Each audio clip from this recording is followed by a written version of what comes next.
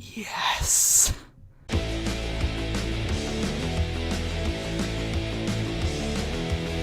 We gotta lay low. Let me show you how it's done.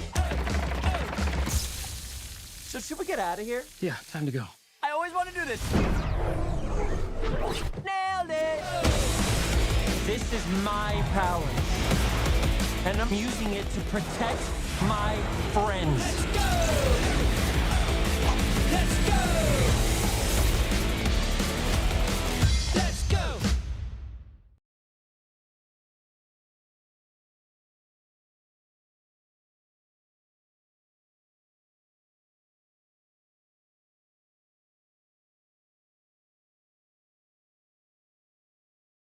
At last, after a long and troubled year, plus a 3-month delay from the studios, the Sonic movie is finally here. And now we get to see what the end result was. But first, let's do a recap of this movie's rocky road to release, going all the way back to the end of December of 2018 with our first view of the poster. Now, I know the Sonic film has been in the talks for way longer than that, but I want to focus on when we got that poster, as that was our first confirmation that Paramount was finally going forward with the project. This right here was our first look at the Sonic movie, plus an announcement that Jim Carrey was taking the role as Dr. Eggman. And to say this poster was not bringing in hype would be an understatement. While you can't entirely see Sonic's face or body because of the rim lighting effect they got going on with him, you can see there's been a lot of questionable decisions with how they were designing him for live action. His body was oddly muscular, his head seemed huge compared to the body, he had no gloves on his hands, and he wasn't wearing his iconic shoes. This definitely had people raising eyebrows on what exactly they were going to do with this film.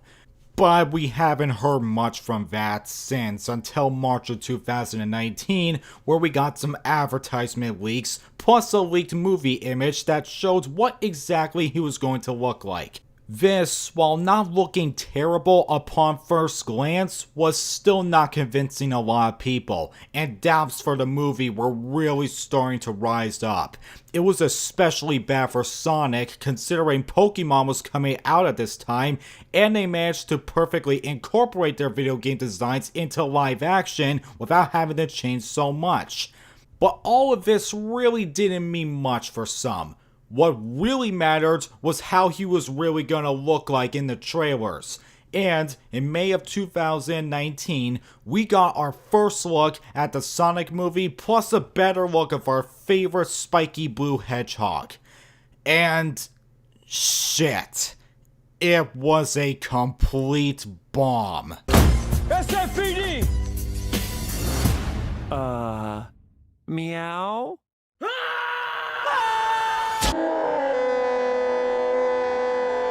Boy, were people not happy with what they just saw. Just one look at this man-hog the Sonic just showed people that their fears back in 2018 were completely founded. I did say that the trailer was fine for what it was back when it was released, but looking back at it, especially after seeing the movie, it was very sloppy in terms of pacing and did not show much of Sonic's character, which made things even worse. While Jim Carrey did what he does best and eat up whatever scenery he's in, even his involvement was not going to change anybody's minds at this point. And they were dead set on letting Paramount know that they fucked up really bad. Unfortunately, the original trailer was removed, so I can't show you exactly what the ratio was, but let's just say it was something akin to Ghostbusters 2016's ratio back with their first trailer. Now Paramount was in real trouble.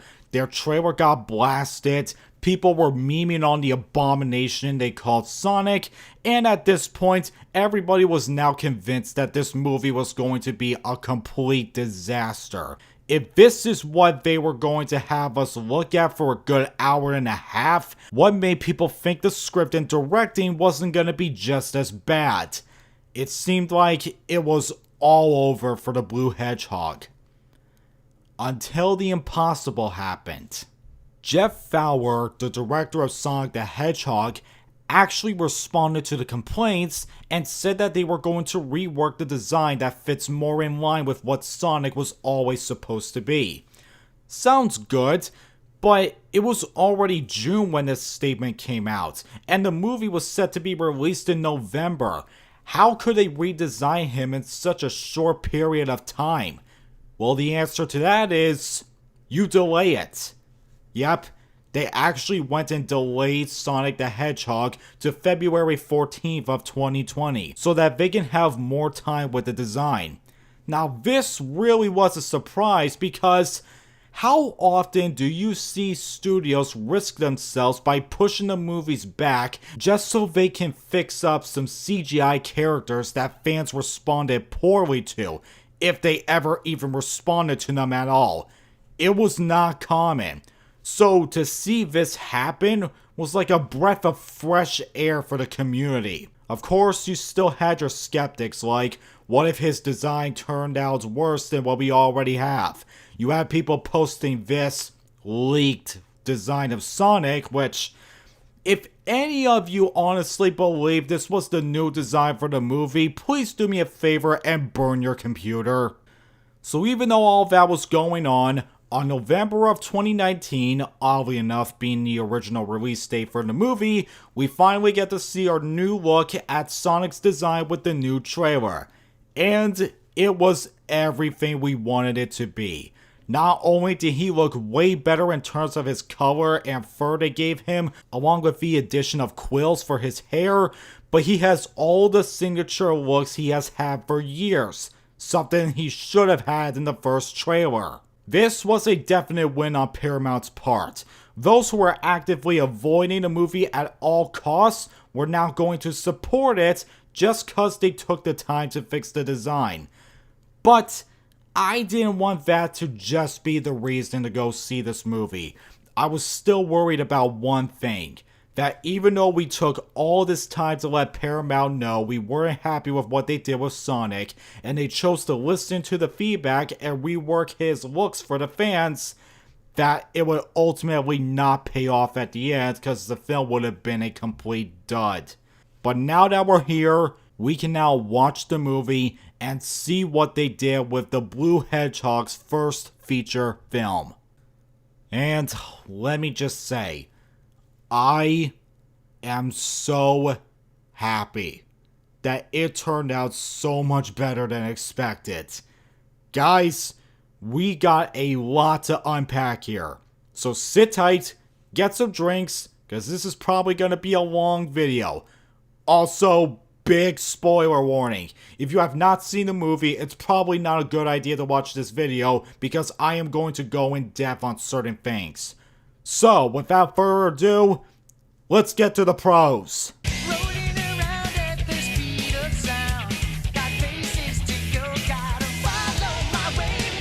Sonic is a rather simple movie. It's not the most in-depth thing I have seen this year. Admittedly, this ain't no Avengers Endgame shit. It's also a very fast-paced movie as well, ironically. But what I really was not expecting was the amount of backstory there is to some of the stuff from the games. For example, the rings. When we first see Sonic in his old world, we see him interact with this owl who tells him that he carries this special power and those in said world would want to take him in to use it for themselves. They also kind of explained the whole Hedgehog and Echidna feud that was going on with Sonic and Knuckles, because he gets chased down by that Echidna tribe that the owl was talking about. Now, you don't see Knuckles, but I think it is implied that he is somewhere in that group. Or maybe he's not, given the timeline here. The rings are basically used for transportation. You have to think of a spot that you want to go, and by throwing it, it leads you to that said location. That basically explains why he collects rings in the first place. It's cause this owl, who he seemed to be friends with, wants him out of harm's way, cause she's afraid if he gets caught, they'll use his power to do whatever they please. Also, I did not notice this until I thought about it. Sonic falls twice at some point during the final battle, and I don't know how this went over my head. But when he falls, he drops some of his rings, which is what happens when he takes damage in the games. That was really subtle, I have to give him that. They also explain why he couldn't just use the rings to get to where he wanted to go, because when the cop shoots him and knocks him out, he accidentally activates a ring and he drops his bag of rings at San Francisco, and when the ring is used up, it disappears and cannot be used again. So that's why he couldn't get there in the first place. But why couldn't he just run there? Well, as he said to Tom after falling headfirst into the ocean, while he has been around Earth for quite a while, the Green Hills town is the only place he's been in. So he's pretty much running blind, and swimming is out of the question as well for obvious reasons. So that explains the whole road trip thing. I was certain it was going to be a buddy cop style plot when I first heard about this film, but I guess they want to stray far away from having a Sonic character carry any type of gun after that game.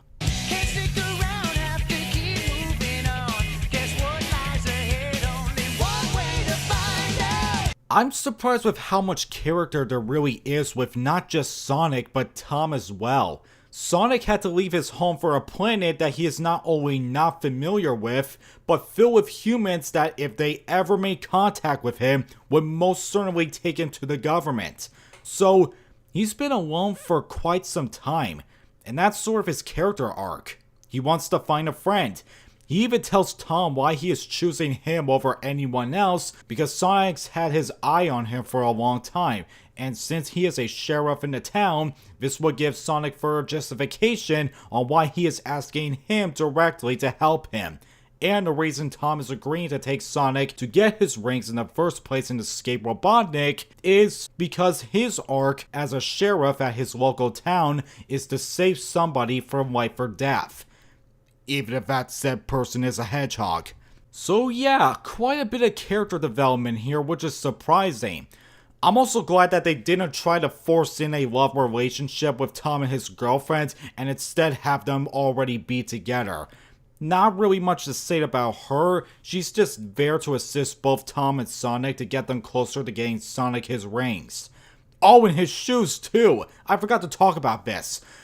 Remember back in the first video I did about the Sonic film where I talked about them changing his shoes? If we want to give them the benefit of the doubt though, I'm guessing they did this so that once they hit the 1 hour mark of their movie, they will finally reveal his signature shoes that will make him faster than ever to stop Eggman before he finishes whatever plans he has for Sonic or others.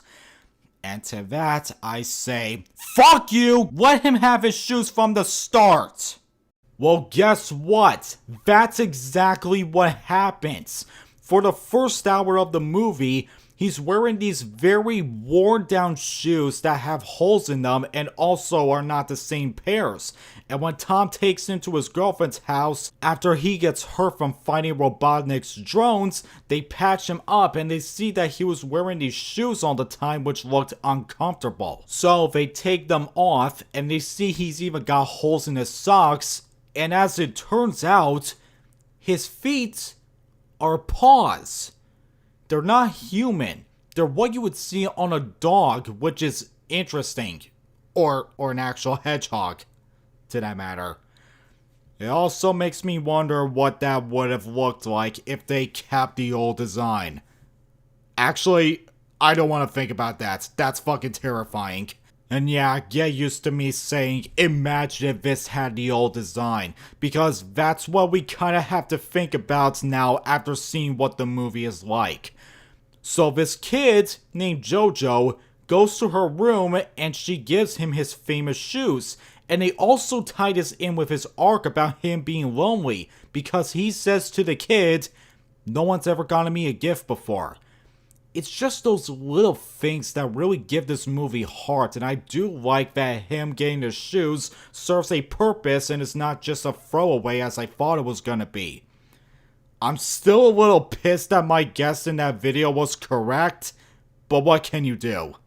Must keep on moving ahead. No time for guessing, follow my plan instead. The action sequences. I think my favorite ones have to be the chase around the world and the bar scene. The bar scene in particular was really cool to watch, and it actually does remind me of Quicksilver from X-Men. He tries to bash a thug's head with a beer bottle, but it doesn't break, so he goes around the whole place, moving people around, wrapping two guys up with toilet paper, putting a bear statue on the thug's head, or was it a deer, I can't remember, tripping everybody. You see him get hit with a shoe, which was funny, and then when he gets back in place, everybody just knocks themselves out and the thug throws himself into a window. So that was great to watch. There were even some CGI improvements too. The drone car that chases the car Sonic is in looks much better than it did in the trailers. The running around and the speed of sound. Him running across the earth was cool too. Just seeing these two people, both Sonic and Robotnik, after he gets one of Sonic's quills and uses it to make it go as fast as he does, and just watching shit blow up here and there. This really is a Michael Bay Paramount moment.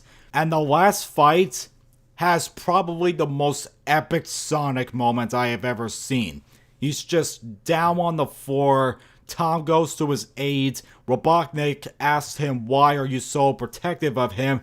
And the minute he says that he is his friend, he just goes ultimate power Sonic. Not supersonic, mind you. Those leaks you see online where he's supersonic, don't believe him. He does not become that, as to be expected. But he becomes like infinite power Sonic. Whatever it is, he's pissed.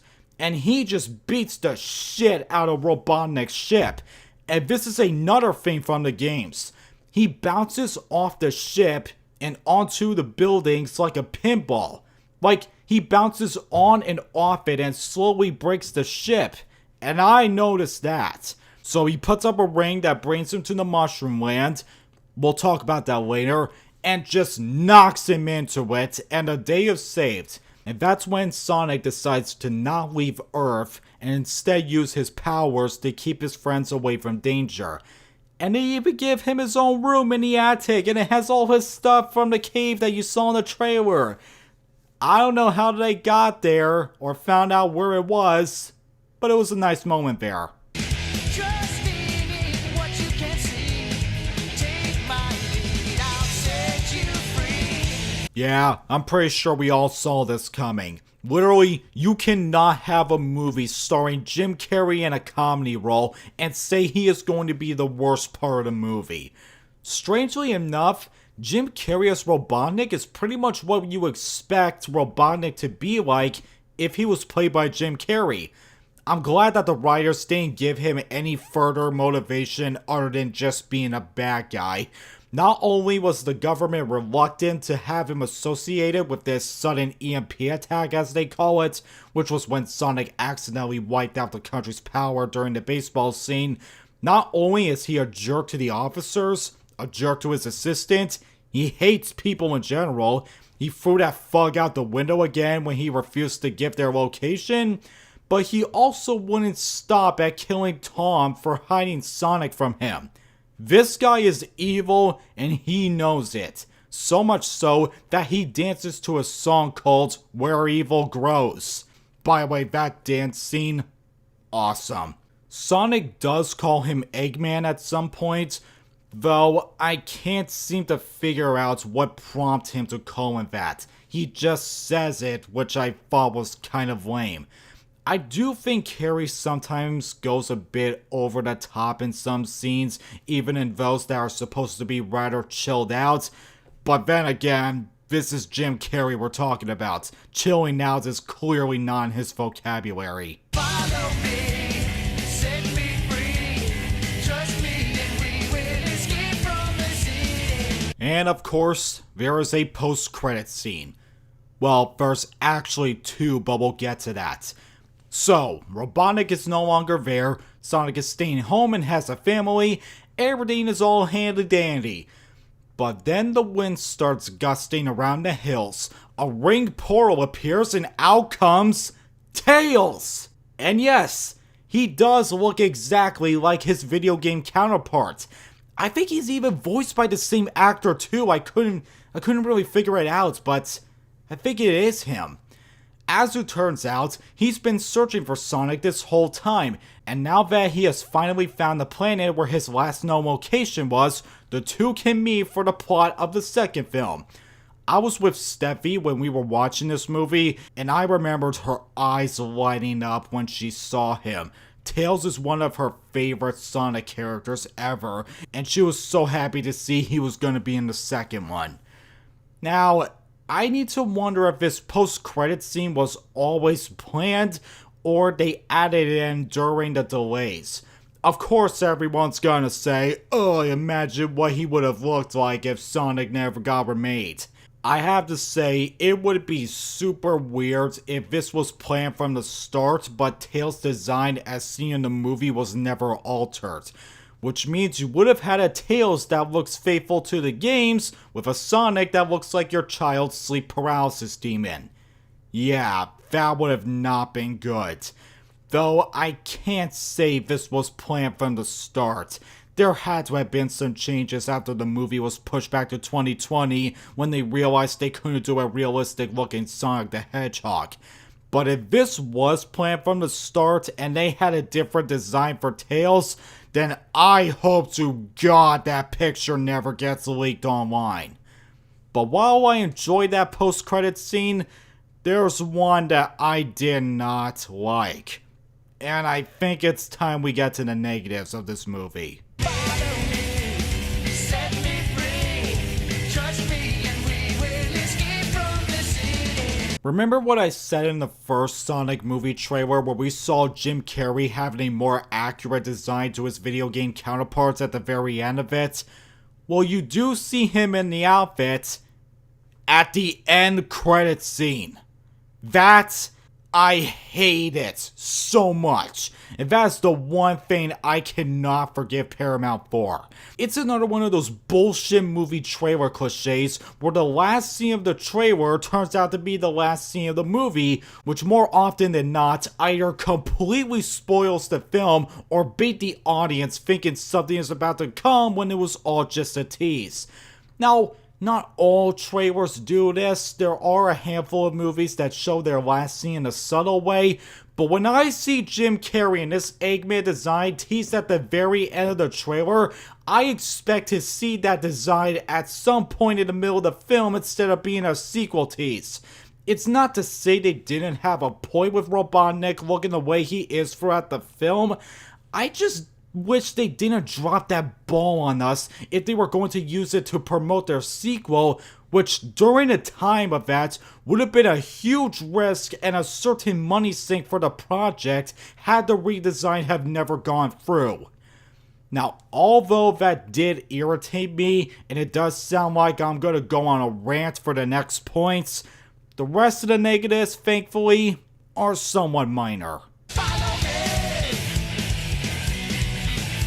Oh yeah. Tom seemed a bit too accepting on wanting to help Sonic escape from the government, especially for a cop who doesn't want to fuck up their reputation for violating government laws. When he takes Sonic to his house and locks him in a cage, poorly might I add, when Sonic comes to, he babbles on about the reins and where he came from. Note that he mentions the owl at some point, and Tom has no idea who that person is. And this is where you would think Tom would have some doubts and resistance on helping this creature he has never seen before. But the minute Sonic mentions life or death, that suddenly gets him to change his mind? I mean, he did drop Sonic off to run to San Francisco on his own, but that didn't last long. In the bar scene, Sonic disobeyed Tom's orders by staying in the car and went inside the bar instead, risking his identity. But because Sonic brought up a bucket list about the things he wants to do before he dies, or in his case, go to another planet, Tom feels the need to do it as well, and that suddenly makes him forget about not only Sonic disobeying him, but the government is probably on their asses at some point. Then when the bar fight happens and they run away, he cheers with Sonic about the whole thing. Yeah, that's what a guy does when someone starts a huge bar fight that almost has him get severely injured. It's very weird. And his girlfriend does pretty much the same thing. I feel like they needed to take a bit more time for Tom to have Sonic grow on him so that it validates his motivation to take him where he needs to go. Danger is lurking around every turn. Trust your feelings, got to live and learn. This one won't be nearly as long, but I gotta point out how cliche this film starts. It shows Sonic speeding through the streets of San Francisco, and then it suddenly freeze frames, and we basically get a, "Yeah, that's me. You probably are wondering how I got into this situation." It's tired as hell and kinda pointless too. It doesn't last even a minute before he cuts to his old world. They really should just done without it. It's not like they will lose much from it, except for maybe that 1 minute in their running time. Oh, and about Sonic's world, I feel like they really should have established that a bit more. It doesn't have to all be at the very beginning, just give Sonic some flashbacks, show what his life was like before and after he left. Just a bit of those to really expand the lore of this universe, if you're planning to do more than one film, of course. Other than that, that's really all the negatives I have for this movie. There's probably other things I could talk about, but for now, this is all I can think of. Now, let's get into my favorite category of reviewing a movie, the highlights. I know with some luck that I'll make it through. Got no other options, only one thing to do. I did say that I had no doubt that this movie would have its fair share of comedic moments, but I didn't really expect there to be that much of it throughout its runtime. I'm not going to get into all of them, of course, so I'll just tell you the ones that I personally found to be the funniest. Sonic referring to Tom as the Donut Lord, Sonic running around the fields holding the turtle and nearly drops him, then after putting it down it's seen shaking uncontrollably. I guess you could say it got shell-shocked. Sonic making a Vin Diesel reference, as this was produced by the guy who produced the Fast and Furious movies. Sonic falling face first on the floor when his legs still are moving. Sonic eating chili dogs, I'm so glad they referenced that. Tom saying to Robotnik, "I'm the Donut Lord, you son of a bitch." He doesn't actually say bitch in the movie, of course, but it's implied. Sonic calling Keanu Reeves the true Lord. Man, 2020 really is the year for Keanu Reeves, isn't it? When Sonic wakes up at the girlfriend's house, he not only says his signature catchphrase, "Gotta go fast," but he starts saying things like, "Where am I? What year is it? Is The Rock president?" Jesus. Tom and his girlfriend tie down her divorce-hungry mother and just leave her there all night while the sister is annoying her. Crazy Eddie's screaming about knowing Sonic's real and he replies, "No, I'm not."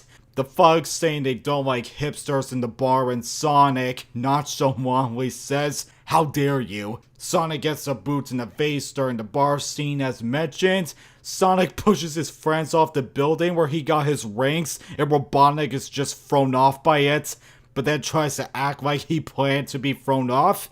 And lastly, Sonic, after destroying Robotnik's car, starts flossing? But perhaps the one joke that made me lose my shit was when he talked about Crazy Eddie and how he saw what the hedgehog looked like, and his drawing is the Sonic meme. I wholeheartedly expected them to make a joke about his old design. They don't, unfortunately.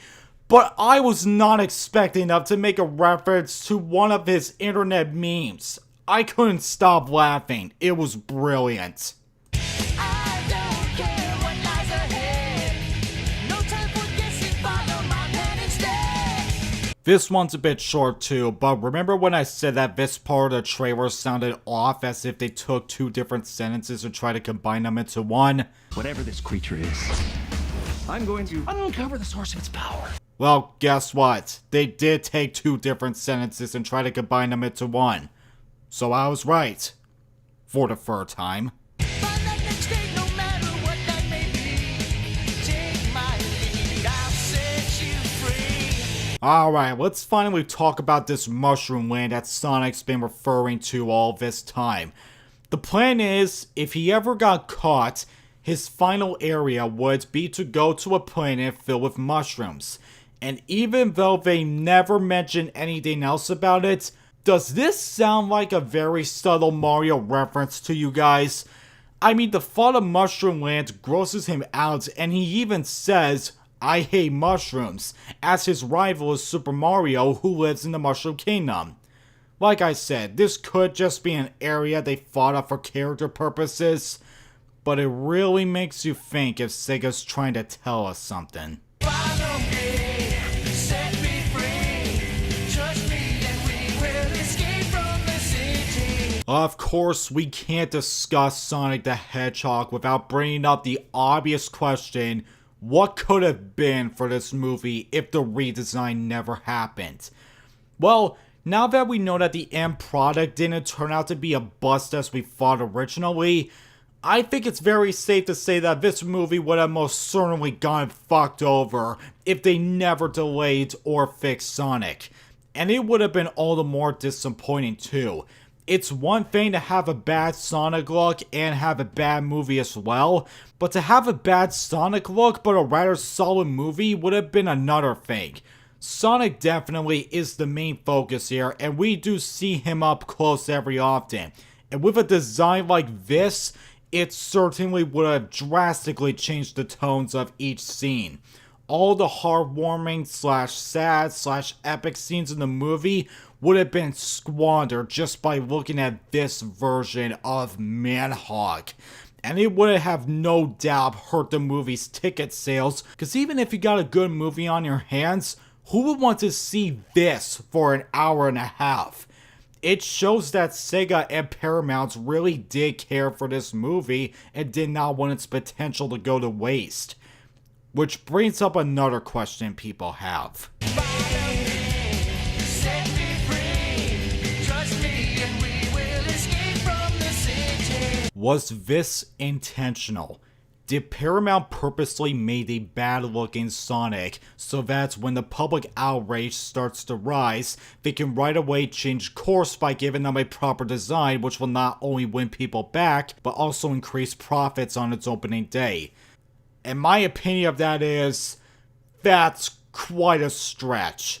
I do not think Paramount did this on purpose because, number one, that's a stupid move to do. Two, that would have just made them look really egregious even if people were happy with the new look. And third, how could it possibly be there just to trick consumers when they have rough drafts of the original CGI models, merchandises, posters, and even risk a studio working on the new models shutting down during the delays? To me, it seemed like they wanted to use this Sonic look for creative purposes so that he didn't look out of place in the real world. But once people started complaining, they realized this was not the right way to go and changed course because they had hope for this movie. Look, all of this is very complicated, and the only way we'll get a true answer to this is if Paramount opened up about their intentions with the film during its production. Let's just all be happy that in the end, we got a design that we all wanted instead of the one we never wanted. Oh, and yeah, these merchandises do exist, and they're still releasing them. I kinda want one, to be honest. Follow me. Follow me. Wow, we truly live in a different time, do we? You have Birds of Prey coming out on the 7th, 1 week before Sonic the Hedgehog. And if you were to tell me back in 2019 that not only will Sonic the Hedgehog, a live-action video game movie, outperform Birds of Prey, a DCEU movie at the box office, both opening day and worldwide, but also Birds of Prey would be the DCEU's first box office dud, I would assume you're crazy. But time doesn't lie. Sonic really has been now a DC film. I'm not sure if that's great or somewhat bittersweet. And before you guys ask, no, I haven't seen Birds of Prey yet, so I can't validate on whether the film's failure was deserved or not. I'll make it through, oh yeah. In conclusion, I can safely say that Paramount really did dodge one of the biggest bullets of their lives. I cannot imagine how poorly this movie would have performed had it kept the old design. But thankfully, they did the right thing to fix it up, and now Sonic the Hedgehog is breaking all sorts of records for not only being the #1 film for 2 weeks, but also have the largest opening for any video game movie since Pokemon Detective Pikachu. Sonic definitely has had a rough time in the video game industry, but with this film, I think this will definitely help him out as it shows that people still care for Sonic to this day. He's still got a fan base out there who wants to see him become the top Sega mascot that he once was. And now maybe he will get that second chance. As for what they'll do with the sequel, it's still really early to be speculating, but I'm sure whatever they will do with will most certainly have Sonic's old world play a part along with his sidekick Tails. And hell, if we're really lucky, we might see Knuckles be brought into the mix too. And there I go speculating. I tried. It also makes you wonder what this means for video game movies in general. So far we had Pokemon, Angry Birds 2, and Sonic the Hedgehog leaning towards more favorable reviews by critics and audiences alike, and while Angry Birds 2 was not exactly profitable, Pokemon and Sonic make big records from their opening days alone. And with Sonic making as much money as it currently is, and that's without China theaters, I think this will definitely have more people be open to seeing these movies, and studios working on other big franchises that never got an attempt at the big screen. Of course, I'm not saying every movie after Sonic will be good, you're still gonna have some stinkers. I mean, last year we had Doom Annihilation. Yeah, big yikes there. But studios will not only see that there is a market for movies based on popular game franchises, but Sonic will be a cautionary tale about what happens if you were to completely butcher a popular IP from the design alone. Time will only tell. Right now we have news about a Mario movie being made by Illumination, a Mortal Kombat movie is in the works, plus an animated film. A Resident Evil series is currently being made on Netflix, Monster Hunter just got a poster teaser, and there's that Metal Gear Solid movie that has been in the talks for a while, seemingly now going into production. I wish the best for these movies, and I wish Paramount and Sega the best for Sonic the Hedgehog 2, whenever that will come out. To finally wrap up this whole Sonic the Hedgehog movie arc, my overall rating for this movie is a solid 8 out of 10. Now, I can finally ask you guys, after so long, what do you think of the Sonic the Hedgehog movie? Did you think the redesign paid off and it was fantastic? Or did you think it was all for nothing? Also, what do you think will happen in Sonic the Hedgehog 2 with what they teased at the end? Let me know in the comments down below. Thanks for watching, and gotta go fast!